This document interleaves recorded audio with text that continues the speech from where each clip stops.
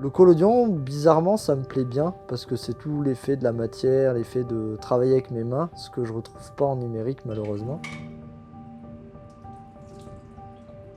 Donc pour préparer une plaque, je prends donc là en l'occurrence une plaque d'aluminium que je viens nettoyer avec de l'alcool pour éviter un petit peu de dégraisser la plaque et puis éviter un petit peu les poussières. Après je la souffle rapidement. Je viens mettre après mon collodion, donc qui est une solution déjà prête, donc que je coule pareil avec un geste un petit peu précis pour éviter que le collodion revienne sur lui-même. Ensuite, je vais la tremper cette plaque pendant 3 minutes dans un bain de nitrate d'argent, ce qui va permettre à la plaque de devenir sensible à la lumière, l'argent en se collant contre le collodion.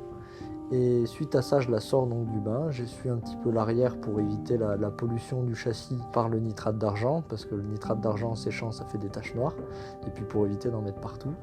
Et suite à ça, je la mets après dans mon châssis, et après on peut partir faire notre photo.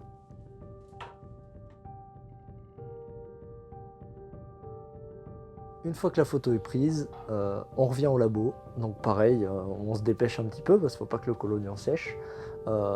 J'ai donc le révélateur qui est une base de sulfate de fer que je viens couler, donc pareil, que je viens verser sur la plaque et en essayant de garder un maximum de révélateur sur ma plaque. Donc suite à ça, on attend un petit peu et la plaque va se révéler.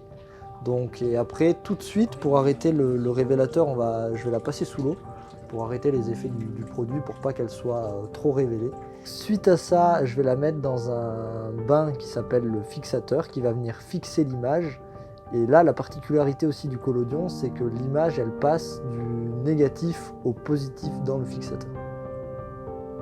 Et ensuite, on vient la rincer abondamment pour bien enlever un peu, entre guillemets, tout le produit, pour arrêter l'effet de fixation. Je pense me tourner peut-être un petit peu plus vers ce genre de procédé parce que je trouve ça apporte quelque chose que le numérique n'a pas.